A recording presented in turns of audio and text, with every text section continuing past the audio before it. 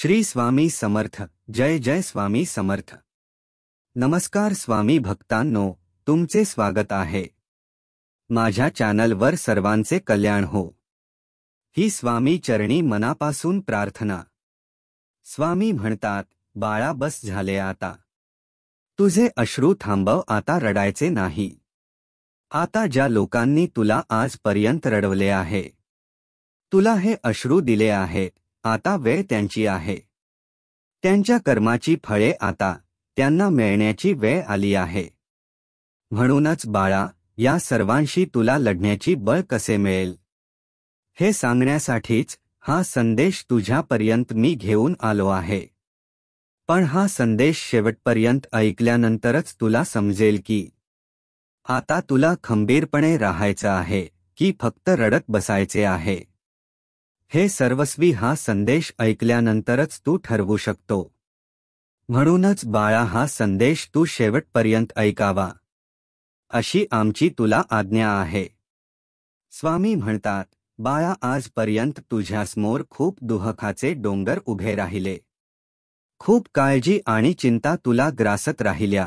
पण तुला माहीत आहे का, तू यातून कधी सही सलामत बाहेर पडलास? कधीतरी मागे वळून बघ आणि याचा विचार कर की जेव्हा तू खूप संकटात होतास, तुला काहीच मार्ग दिसत नव्हता. कुठे जावे, काय करावे हे तुला सुचत नव्हते. तुझा जीव तुला नकोसा झाला होता. तेव्हा तू मला बोलला, स्वामी आई, काहीतरी मार्ग दाखवा. यातून मला बाहेर पडण्यासाठी काहीतरी शक्ती द्या. माझ्या पाठीशी उभे रहा. माझ्या हातून काय चुकले असेल तर मला माफी करा. बाळा, असे तू माझ्यासमोर वारंवार कळवळून सांगत होतास. बाळा, त्या क्षणी तुला माहीत नाही की तुझ्या दुःखाचे डोंगर तुझ्या आयुष्यातून कधी निघून गेले. तुला जेव्हा हे समजले तेव्हा तू बोलला की स्वामी माऊली, हे कसे शक्य झाले?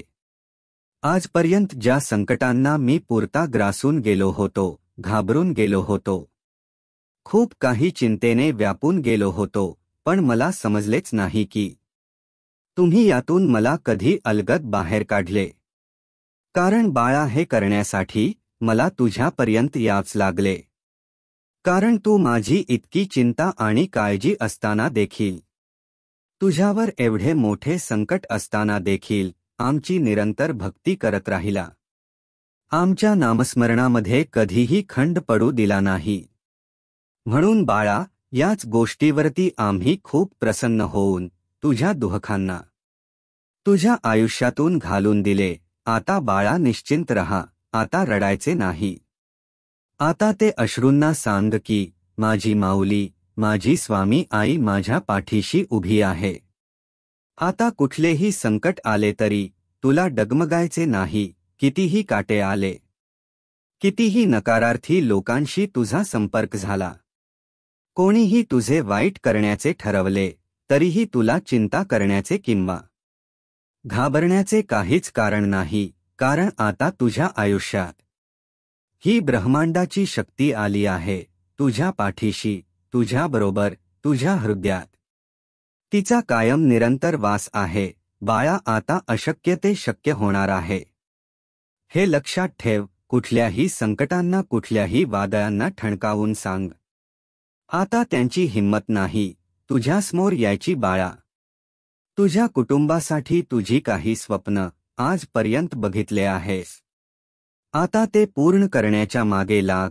प्रत्येक कार्य हाती घेऊन निष्ठाने प्रत्येक संकटाचा सामना करत ते कार्य हाती घे आणि मग बघ, फक्त त्यामध्ये यश तुलाच मिळणार आहे.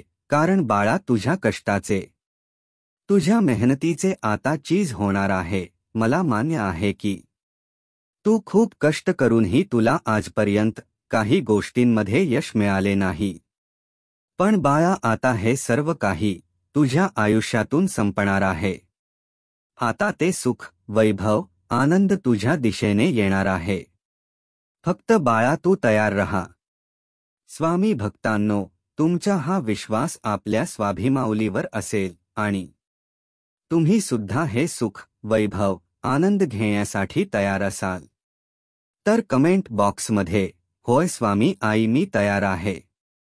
या सर्व गोष्टींसाठी अशी कमेंट करा आणि आपले चॅनलला सबस्क्राईब करा. श्री स्वामी समर्थ. हा व्हिडिओ टाळू नकोस, कारण देव तुला काहीतरी सांगू इच्छितो. या आठवड्यात तुमचे आयुष्य पुढील स्तरावर जाईल. या प्रवासात तुम्ही एकटे नाही आहात. देव तुमच्या पाठीशी आहे. जास्त विचार करू नका, कारण लवकरच तुमच्या योजना पूर्ण होतील. तुमची वेदना आरामात बदलेल आणि अडथळे चमत्कारात बदलतील.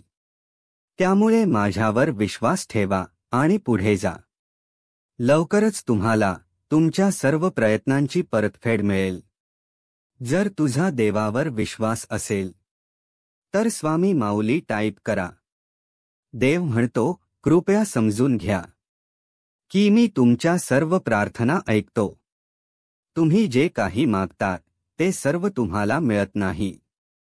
याचा अर्थ असा नाही की मी ऐकत नाही. याचा अर्थ असा आहे की माझ्याकडे तुमच्यासाठी खूप चांगले काहीतरी आहे. तुमची वेळ येत आहे.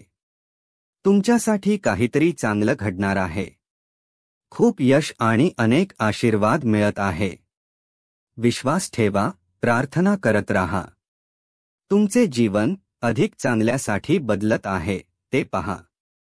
ईश्वर वेळ आणि दबाव वापरून सुरवंटाचे फुलपाखरांमध्ये, वाळूचे मोत्यांमध्ये आणि कोळशाचे हिऱ्यामध्ये बदल करतो.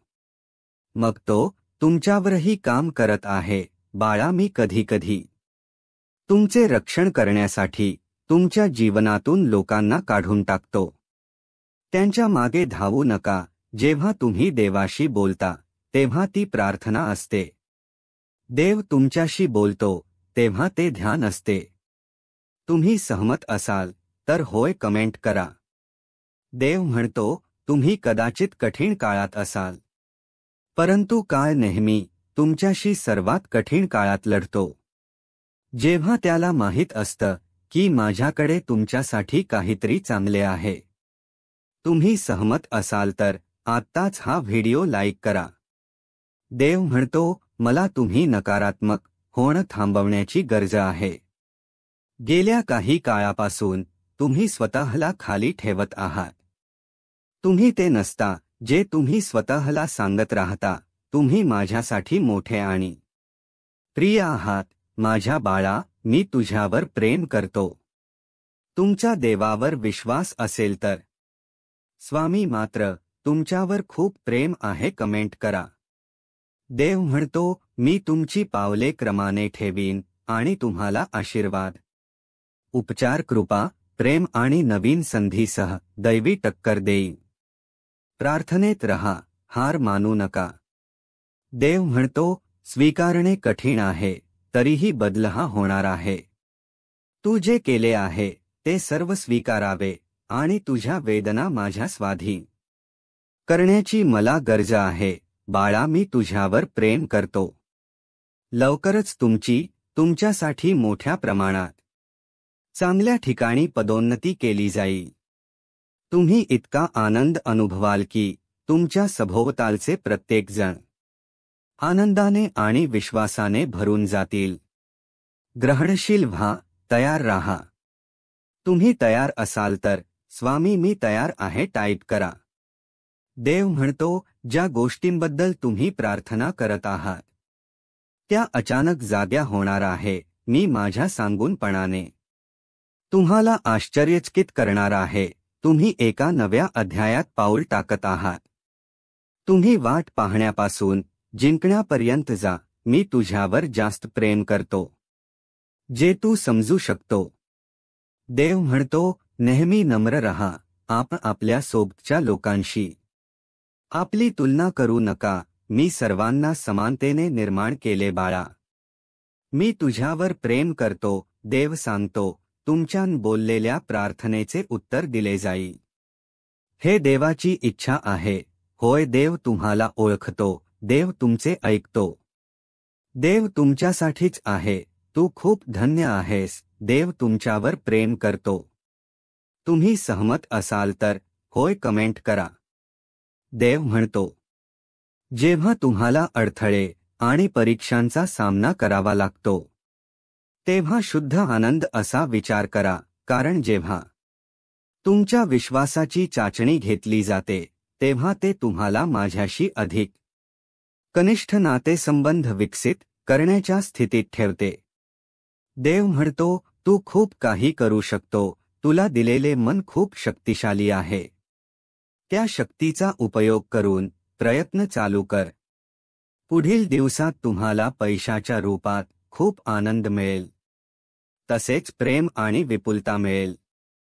तुम्ही तयार असाल तर होय कमेंट करा. लवकरच तुझी वाईट वेळ मी संपवणार आहे. आता तुझ्या आयुष्यात आनंद मी आणणार आहे. देव म्हणतो, त्याच्यावर विश्वास ठेवा.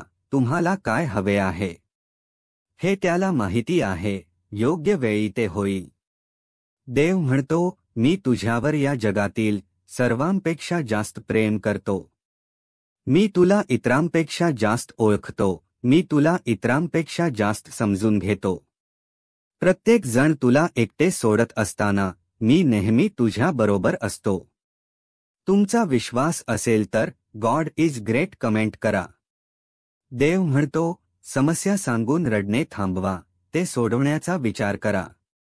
कारण जगात अशी कोणतीही समस्या नाही यावर उपाय नाही. कधीही हार मानू नका. मी नेहमी तुझ्या सोबत आहे. तत्पूर्वी तुम्ही चॅनलवर नवीन असाल तर आपल्या चॅनलला सबस्क्राईब करून शेअर करायला विसरू नका. कारण तुमच्या एका शेअरने कुणाचे तरी हरलेले मन पुन्हा जागृत होण्यास मदत होईल आणि तुम्ही नकळत पुण्याचे भागीदार ठराल. आणि व्हिडिओ आवडल्यास व्हिडिओला नक्कीच लाईक करा. देव म्हणतो, आपण हे एकटे करू शकत नाही, परंतु आपण एकत्र करू शकतो. जेव्हा तुम्ही संघर्ष करता तेव्हा माझे हृदय दुखते. कृपया तुमच्या सर्व समस्या घेऊन माझ्याकडे या. देव म्हणतो, बदल स्वीकारणे नेहमी सोपे नसते, परंतु तुम्हाला जिथे जायचे आहे तिथे पोहोचवणे माझ्यासाठी आवश्यक आहे. बदलाची अपेक्षा करा, हे भयानक आहे. पण मी तुझ्यासोबत आहे बाळा. मी तुझ्यावर प्रेम करतो. सर्व काही तुमच्या कल्पनेपेक्षा चांगले होणार आहे जेव्हा तुम्ही ही अपेक्षा करता. कृतज्ञ होण्याचे निवडता तेव्हा संपूर्ण विश्व चमत्कार प्रकट करतो. तुमचा विश्वास असल्यास होय टाईप करा. देव म्हणतो, बलवान आणि धैर्यवान व्हा. मी तुमचा देव आहे. मी 6 दिवसात जग निर्माण केले. माझ्यावर विश्वास ठेवा. मला तुमच्यावर आणि तुमच्या सर्व समस्यांवर विजय मिळवण्यात मदत करण्याची शक्ती आहे. जो माझा हा शक्तिशाली संदेश शेवटपर्यंत पाहील तो भाग्यवंत ठरेल. देव म्हणतो, हा आजचा दिवस तुम्हाला अशा प्रकारे आश्चर्यचकित करणार आहे ज्याची तुम्ही कधीही अपेक्षा केली नसेल. तुमचे जीवन तुमच्या आयुष्यात सर्वत्र चमत्कारांनी भरले जाईल. मोठ्या अपेक्षा करा. देव म्हणतो, तुझी इच्छा पूर्ण झाली आहे. दावा करण्याची वेळ आली आहे. तुम्ही त्याची खूप वाट पाहिली होती, पण आता ती खरी होणार आहे. देव म्हणतो, तुमच्यासाठी चांगली बातमी येत आहे. हे एक लक्ष्य नसेल की अलीकडे घडलेल्या सर्व गोष्टी वेगळ्या असूनही तुम्ही आता योग्य मार्गावर आहात. माझ्याजवळ तुझे खरे बोल आहे. जोपर्यंत तुमची परिस्थिती बदलत नाही तोपर्यंत प्रार्थना करा. चमत्कार दररोज घडतात, म्हणून विश्वास ठेवणे थांबवू नका. देवाची कृपा सदैव आपल्यावर आहे. तुमचा देवावर विश्वास असेल तर होय, माझा देवावर विश्वास आहे कमेंट करा. देव तुमच्यामध्ये आणि तुमच्याद्वारे सध्या जे काही करत आहे ते भविष्यासाठी परिपूर्ण तयारीत आहे, जे फक्त तोच पाहू शकतो. त्याची काळजी करू नका. त्याद्वारे प्रार्थना करा. तुम्ही सहमत असाल तर परमेश्वरी शक्ती माझ्यासोबत आहे कमेंट करा. देव म्हणतो, तू खूप सहन केला आहे. मला तुला मुक्त करायचा आहे. मला तुमची मदत करायची आहे बाळा, मी तुझ्यावर प्रेम करतो.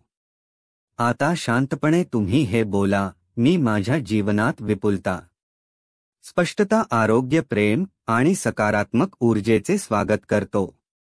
माझ्या आयुष्यातील प्रत्येक गोष्टीसाठी मी कृतज्ञ आहे आणि मला खात्री आहे की माझा दिवस खूप चांगला जाईल. कर्माचे 12 नियम जे तुमचे जीवन बदलते.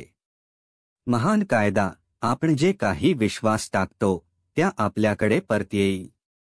सृष्टीचा नियम, जीवन स्वतः घडत नाही, आपण ते घडवून आणले पाहिजे. मानवतेचा नियम, बदलण्यासाठी काहीतरी स्वीकारले पाहिजे. वाढीचा नियम, जेव्हा आपण स्वतःला बदलतो तेव्हा आपले जीवन देखील अनुसरण बदलते. जबाबदारीचा नियम, आपल्या जीवनात काय आहे त्याची जबाबदारी आपण घेतली पाहिजे. कनेक्शनचा नियम, भूतकाळ, वर्तमान आणि भविष्य हे सर्व जोडलेले आहे. फोकसचा नियम, आपण एकाच वेळी 2 भिन्न गोष्टींचा विचार करू शकत नाही, देणे आणि आदर. तितक्या करण्याचे नियम, आपले वर्तन आपल्या विचार आणि कृतीशी जुळले पाहिजे.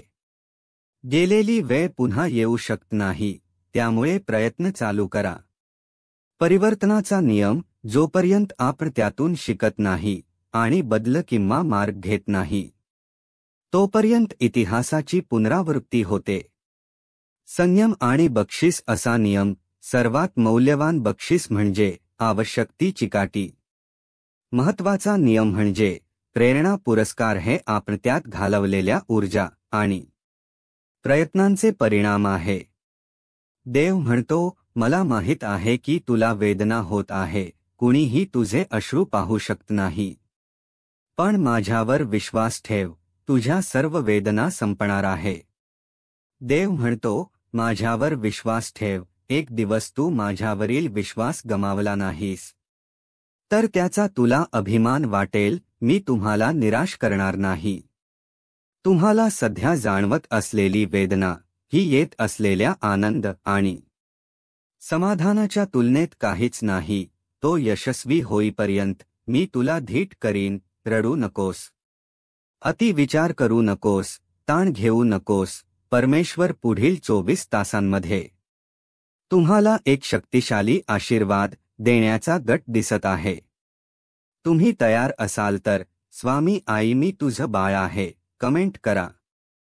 प्रकाशात देवावर विश्वास ठेवणे म्हणजे काहीच नाही, तर अंधारात त्याच्यावर विश्वास ठेवणे म्हणजे विश्वास. जर तुम्ही तुमचे पाय हलवण्यास तयार नसाल तर देवाला तुमच्या पावलांचे मार्गदर्शन करण्यास सांगू नका. तुम्ही सहमत असाल तर आत्ताच हा व्हिडिओ लाईक करा. भक्ती मार्गाच्या एका विशिष्ट टप्प्यावर भक्ताला भगवंताच्या रूपात समाधान मिळते आणि दुसऱ्या टप्प्यावर त्याशिवाय भगवंतात समाधान मिळते. अपघाताने काहीही होत नाही. देव तुम्हाला मोठ्या गोष्टींसाठी तयार करत आहे. तुम्ही सहमत असाल तर गॉड इज ग्रेट कमेंट करा. तत्पूर्वी तुम्ही चॅनलवर नवीन असाल तर आपल्या चॅनलला सबस्क्राईब करून शेअर करायला विसरू नका. कारण तुमच्या एका शेअरने कुणाचे तरी हरलेले मन पुन्हा जागृत होण्यास मदत होईल आणि तुम्ही नकळत पुण्याचे भागीदार ठराल. आणि व्हिडिओ आवडल्यास व्हिडिओला नक्कीच लाईक करा. देव म्हणतो, या 4 गोष्टी इतरांना मुळीच सांगू नये, फायद्यात राहाल. 1. संपत्तीच्या गोष्टी कधीही सांगू नका. जर तुम्हाला जास्त आर्थिक लाभ किंवा जास्त आर्थिक नुकसान होत असेल तर तुम्ही त्याबद्दल कोणालाही सांगू नये. जर तुम्ही पैसे कमवले तर ते पैसे मिळवण्यासाठी लोक तुमच्या विरोधात कोणत्याही प्रकारचे षड्यंत्र रचू शकतात. त्यामुळे तुमचे आयुष्य धोक्यात देखील येऊ शकते. जर तुम्ही इतर लोकांना आर्थिक नुकसानीबद्दल सांगितले तर ते तुम्हाला मदत करण्यापासून माघार घेतील. 2. आपला अपमान. जर तुम्हाला आयुष्यात कधी काही कारणास्तव अपमानाला सामोरे जावे लागले असेल तर तुम्ही कोणाशी या विषयावर चर्चा करू नये. हे शक्य तितकं गुपित स्वतःकडे ठेवा. जरी एखाद्याला हे कळले तरीही त्यांनी विचारले तरी सामान्य पद्धतीने उत्तर द्या. जास्त स्पष्टीकरण दिल्याने लोकांचा तुमच्यावरील विश्वास कमी होऊ शकतो. म्हणून अशा गोष्टी स्वतःकडे ठेवाव्यात. 3. कौटुंबिक कलह. कुटुंबातील भांडणे आणि कलहाबद्दल कोणाशी चर्चा करू नये. कारण लोक प्रथम तुमचं बोलणं खूप काळजीपूर्ण ऐकतील, पण तुमच्या पाठीमागे या गोष्टीचा त्यांच्यावर काही परिणाम होणार नाही. उलट लोक तुम्हाला तुमच्या कुटुंबातील सदस्य विरुद्ध भडकवू शकतात. कौटुंबिक वादाबद्दल सांगून आपण फक्त लोकांना चर्चेसाठी एक विषय द्याल हे लक्षात घ्या. 4. दानधर्म. जर तुम्ही एखाद्याला दान करता तर तुम्ही त्या देणगीबद्दल कोणालाही सांगू नये. कारण हिंदू धर्मात गुप्त दान हे श्रेष्ठ दान मानले जाते. तुम्ही ज्यांना दान केले त्या व्यक्तीची कृपा लाभावी अशी वाटत असेल तर दान केल्याबद्दल कोणालाही सांगू नये. जीवनात येणारे अवघड प्रसंग आणि देवळात मिळणारा प्रसाद. जीवनातले येणारे अवघड प्रसंग आणि देवळात मिळालेला प्रसाद यातून असाही बोध निघू शकतो. तेव्हा हा प्रसंग आणि बोध घेऊन जगणं सोपं होतं की नाही बघा. एक घडलेल्या प्रसंगाचा वृत्तांत वाचण्यात आला. झाले असे की एक गृहस्थ छोट्याशा गावात निवृत्त शिक्षकाचा सत्काराला गेले होते. ग्रामस्थांनी छान तयारी केली होती. चहापाणी झाले. हाती थोडा वेळ होता. लोक जमू लागले होते. गावातला तरुण गृहस्थास म्हणाला, थोडा वेळ आहे. भैरीच्या देवळात जाऊन येऊ. गृहस्थासोबत आलेल्या मित्राला देवळात जाण्याची गोष्ट फारशी आवडली नाही. त्याच्या चेहऱ्यावर दिसतच होते. मी निघालो तसा तोही निघाला. देऊळ म्हणजे खोपटेच होते. फार जागृत ठाणे आहे सर. सगळे गाव मानते. गावातला तरुण म्हणाला. त्यांचा मित्र कसनुसा हसला. देवळात जाऊन नमस्कार झाला. गुरवाने प्रसाद दिला. गृहस्थाने पाया पडून प्रसाद तोंडात टाकला. परंतु त्यांच्या मित्राच्या हातात प्रसाद तसाच होता. त्याने पहिल्यांदा वास घेतला. मग निरखून पाहिले. न खाता त्याने प्रसाद हळूच एका दिवळीत ठेवला. गृहस्थांनी प्रदक्षिणा घातली तेव्हा गुरव म्हणाला, ब्र केलं तुम्ही सत्काराला आला ते.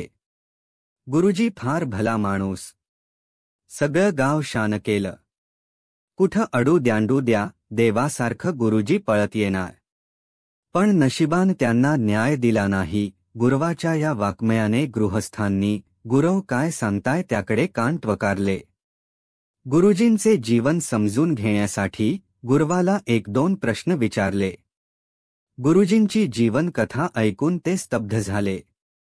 तरुण मुलगा अकाली गेला. लग्न झालेल्या मुलीचा संसार मोडला. मुलगी माहेरी आली. बायकोला दोन्ही धक्क्याने वेड लागले. तिला सावरून उभी करून गाडी रुळावर येत होती तेव्हाच मुलीने जीव दिला. एकमेकांच्या आधाराने ते दोघे उभे राहिले. सारे गावच कुटुंब बनवले.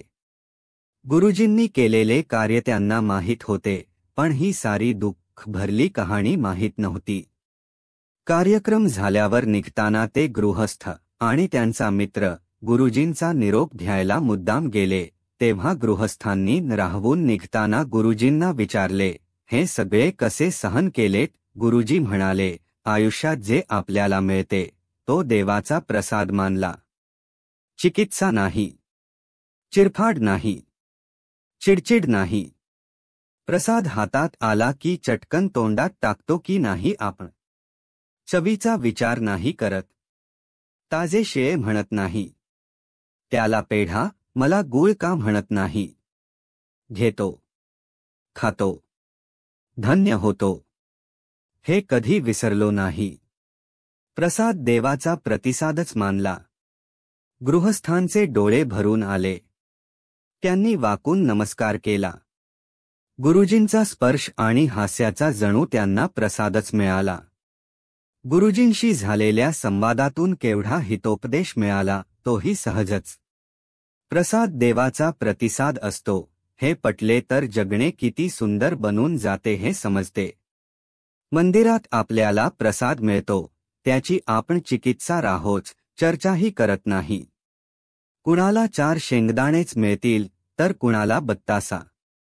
कुणाला काजूचा तुकडा असलेला शिरा मिळेल तर कुणाला करपलेल्या शियाचा लाभ होईल. आपण प्रसाद घेतो, खातो आणि कृतकृत्यतेने हात जोडतो. देवळातल्या प्रसादासारखेच मानावेत आयुष्यातील प्रसंग. जे वाट्याला आले ते आपल्या इष्टाचा प्रतिसाद मानले की सारी घालमेलच संपते. लोटीभर पाण्याने मिळणारे समाधान पळीभर तीर्थाने का मिळते? तीर्थ असो की प्रसाद, तो तर आपल्याला मिळालेला प्रतिसाद असतो. मिळाले त्यात आपल्या जिवलगाचा अंश असतो. या गृहस्थांचा गुरुजींशी झालेल्या मुक्त संवादाचा सर्वांना एक चांगला सकारात्मक संदेश मिळतो. प्रसाद पोटभरीचे साधन नाही, ताटभरीचेही नाही. हे कुणी लक्षात का घेत नाही? अनेक महाप्रसादाचे कार्यक्रम आपण पाहतो. भंडारा असो किंवा सप्ताहात एकदाही प्रवचन कीर्तनाला आलेले महाप्रसादाला मात्र गर्दी करतात. सहकुटुंब तर येतातच, पण घरातल्यान आलेल्यासाठी टिफिन भरूनही नेतात. गोरगरिबांनी अशी झुंबड केली तर एक वेळ समजू शकतो, पण चांगल्या घरातली मंडळी असे वागताना पाहून दुःख होते. भरभरून घेतातच पण संपले नाही तर तसेच टाकूनही देतात. हा काही प्रसाद नाही. महाप्रसाद तर मुळीच नाही. परमार्थ वेगळे काय शिकवतो? आयुष्यातला प्रत्येक क्षण भगवंताचा प्रसाद म्हणून स्वीकारता आला तर सारे तणाव, सारा वैताग संपून जाईल. जगणे प्रासादिक होईल. बीजात सारा वृक्ष सामावलेला असतो, तसा कणाकणात ब्रह्मांडव्यापी आनंद कोंदटलेला असतो. पण आपल्या हव्यासापोटी आपण ब्रह्मांडच खिशात घालायचे म्हणतो. मग हट्ट सुरू होतो. आणखी मिळवेन, खूप मिळवेन, जास्तीत जास्त मिळवेन, शेवटी ओंजळ रिक्तच राहते. असे निराश होण्यासाठी आपल्याला आयुष्य मिळालेले नाही. खरे तर आयुष्य हाच महाप्रसाद आहे. एकदा ते मिळाले म्हणताना आणखी काय हवे? आता मिळवायला नव्हे तर वाटायला शिकले पाहिजे. तुम्ही चॅनलवर नवीन असाल तर आपल्या चॅनलला सबस्क्राईब करून शेअर करायला विसरू नका. कारण तुमच्या एका शेअरने कुणाचे तरी हरलेले मन पुन्हा जागृत होण्यास मदत होईल आणि तुम्ही नकळत पुण्याचे भागीदार ठराल. कोणाला श्रीमंत व्हायचे नाही. असं म्हणतात की महालक्ष्मी धनाची देवी आहे, असे म्हणतात की देवी लक्ष्मी ज्या घरात वास करते त्या घरात कधीही धन आणि धान्याची कमतरता भासत नाही. जीवनात सदैव सुख शांती राहते. देवी लक्ष्मीची पूजा करण्याबरोबरच दररोज भगवान विष्णूची पूजा केल्याने घरात धनसंपत्ती येते. माता लक्ष्मी आणि भगवान विष्णू यांच्या कृपेने धन आणि ऐश्वर्या वाढी बरोबरच माणसाचा मानसन्मानही वाढतो. अशा लोकांची कीर्ती 4ही दिशांना पसरते. ज्योतिषशास्त्रात असे म्हटले जाते की ज्या व्यक्तीवर माता लक्ष्मी कृपा करते त्याला जर पैसे मिळण्याची शक्यता असेल तर त्याला आधीच काही शुभचिन्हे दिसू लागतात. जर तुम्हालाही अशी काही चिन्हे दिसली तर समजून घ्या की तुमच्या सोबत काहीतरी चांगले घडणार आहे. चला तर मग या चिन्हांबद्दल जाणून घेऊया. पहिले लक्षण म्हणजे जर तुमच्या घरात अचानक काळ्या मुंग्या दिसल्या, त्यांनी वर्तुळ बनवून काहीतरी खायला सुरुवात केली, तर समजून घ्या की तुमच्या घरात महालक्ष्मीची आगमन होणार आहे आणि तुम्हाला अमाप संपत्ती देखील मिळेल। जर त्यांनी त्यांचे घर केले तर मग ते एक शुभ आहे, हे लक्षण आहे की तुमच्या जीवनात बदल होणार आहे। एक बदल जो तुमच्यासाठी फायदेशीर असेल, तुमच्या कुटुंबासाठी शुभ असेल। परंतु याचा अर्थ असा नाही की तुम्ही त्यांना तुमच्या घरी येण्यासाठी आमंत्रित कराल। मुंग्या अशाच अनिश्चित काळासाठी येत राहतात। जेव्हा तुम्हाला स्पष्ट दिसेल की त्यांच्या आगमन केवळ जीवनात बदल घडवून आणण्यासाठी होत असल्याचे समजेल, त्यामुळे त्यांच्या स्वागतासाठी पीठ ओतणे सुरू करा। असे केल्याने तुमच्या देवाला कळेल की तुमच्यापर्यंत संकेत पोहोचला आहे। मग मुंग्या आपोआप परत येतील। दुसरा संकेत, जरी पक्ष्यांना आपली घरटी झाडांच्या डाळीवरच बनवायला आवडत असली तरी आजच्या काळात जागेअभावी पक्षी घराच्या खिडक्या, आकाशकंदील इत्यादी ठिकाणी घरटे बनवतात। असे अनेकदा दिसून येते। अनेक वेळा पक्षी त्यांचे घरटे आपल्या घरी बनवतात किंवा मधमाशा त्यांचे पोळे आपल्या घरी बनवतात। तुम्हाला माहित आहे का की घरात कोणाचे घरटे असणे किंवा एखाद्या पक्षाचे घरटे बनवणे इत्यादी देखील शुभ आणि अशुभ संकेत देतात। वास्तुशास्त्रात पक्षी किंवा कीटकांचे घरटे बनवण्याबाबत शुभ आणि अशुभ चिन्हे सांगितले आहे।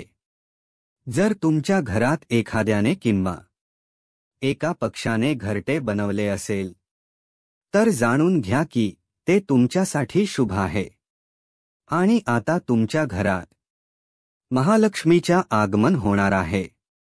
तिसरा संकेत, सामान्यतः लोकांना घरामध्ये पाल दिसली की लगेचच ते पळून लावणे सुरू होते। खूप कमी लोकांना हे माहीत आहे की घरात पाल दिसणे शुभ मानले जाते।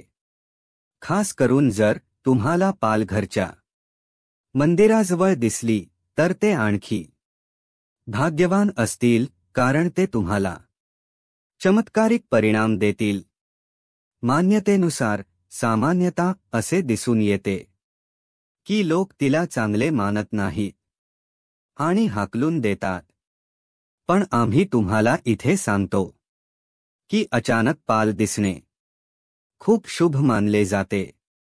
जर ती घराच्या मंदिरात दिसली तर ते अधिक शुभ मानले जाते।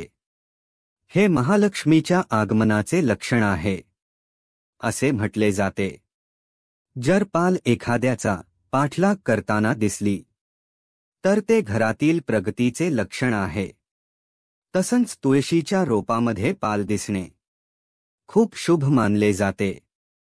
हे अमाप संपत्ती मिळण्याचे लक्ष आहे। चौथा संकेत, चौथे लक्षण म्हणजे सहसा जेव्हा आपल्या हातपाय खाजवतात, म्हणजेच हातापायांना खास येते, तेव्हा आपण त्याकडे दुर्लक्ष करतो। तर घरातील वडीलधारी मंडळी नेहमी सांगतात की हातापायांना खाज येण्यामागे शुभ किंवा अशुभ चिन्हे दडलेले असतात। तथापि याकडे आपण फारसे लक्ष देत नाही। परंतु या विषयाबाबत सामुद्रिक शास्त्र आणि शकुनशास्त्रमध्ये महत्त्वाची माहिती देण्यात आली आहे। या शास्त्रानुसार हातावरील खास तुम्हाला सांगते की धनलाभ होणार आहे। चला तर मग जाणून घेऊया की कोणता हात खाज येण्यासाठी शुभ आहे।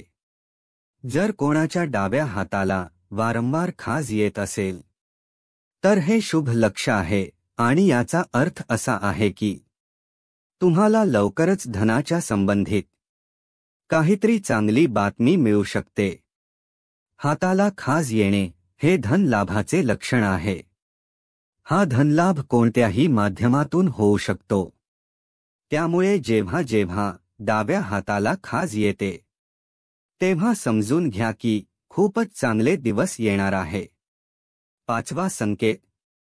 जर स्वप्नामध्ये झाडू, घुबड, बासरी, हत्ती, मुंगूस, शंख, नाग, गुलाब, तारे असे दिसत असेल तर समजून जा की माता लक्ष्मी तुमच्यावर खूप आनंदी आहे आणि लवकरच तुम्हाला खूप मोठा धनलाभ होणार आहे. 6वा संकेत. असे म्हटले जाते की सकाळी उठल्याबरोबर आणि संध्याकाळी शंखाचा आवाज आला तर महालक्ष्मीच्या आगमनाचे हे लक्षण आहे. 7वा संकेत. जर घराच्या बाहेर गेल्यास तुम्हाला ऊस दिसला तर हे देखील पैसे मिळण्याचे सर्वात मोठे लक्षण आहे. 8वा संकेत.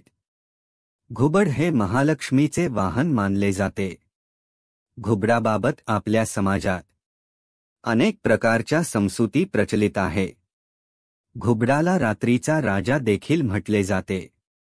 शकुन शास्त्रानुसार घुबड दिसणे अनेक ठिकाणी शुभ आणि अनेक ठिकाणी अशुभ मानले जाते.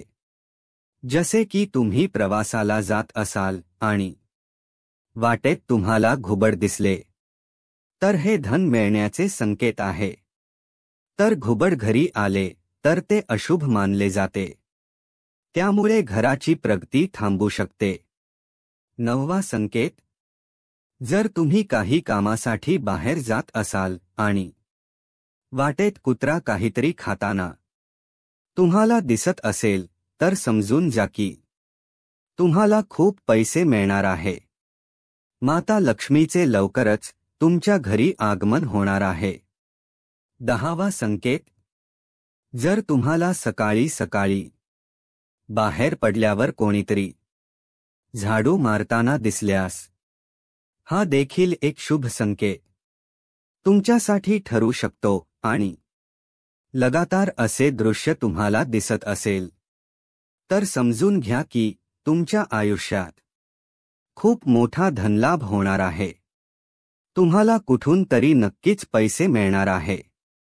जर तुम्हाला पहाटे कोणीतरी घर झाडताना दिसले तर हा असा संकेत आहे की तुम्ही लवकरच खूप श्रीमंत होणार आहात. स्वप्न पाहणे ही एक सामान्य प्रक्रिया आहे. बरेच लोक स्वप्न पाहतात, विशेषतः लोकांना रात्री जास्त स्वप्न पडतात. काही स्वप्न वाईट असतात तर काही चांगले असतात आणि काही खूप भीतीदायक असतात जी जीवनावर महत्त्वपूर्ण प्रभाव पडतात. तुमची शुभ आणि अशुभ चिन्ह घेऊन येतात. अनेक जणांनी स्वप्नात स्वतःला झाडू मारताना किंवा झाडताना पाहिले असेल तर हे खूप चांगले लक्षण मानले जाते. हिंदू धर्मात झाडूला विशेष महत्त्व आहे. झाडूला अनेक शुभ आणि अशुभ चिन्हांशी संबंध आहे. जर तुम्हाला देखील अशी स्वप्न दिसली तर हे देखील एक लक्षण आहे की तुम्हाला लवकरच कोणत्या ना कोणत्या मार्गाने पैसे मिळणार आहे. मित्रांनो, तुम्हाला आजचा व्हिडिओ कसा वाटला हे कृपया आम्हाला कमेंट करून सांगा. अशी ज्ञानवर्धक शास्त्रे जाणून घेण्यासाठी आमच्या चॅनलला सबस्क्राईब करा. तसेच ते घंटी दाबायला विसरू नका, जेणेकरून आम्ही जेव्हा केव्हा व्हिडिओ टाकू तेव्हा सर्वात पहिला तो तुमच्यापर्यंत येऊन पोहोचेल. सर्वांनी आपली काळजी घ्या. श्री स्वामी समर्थ. जय जय स्वामी समर्थ. धन्यवाद.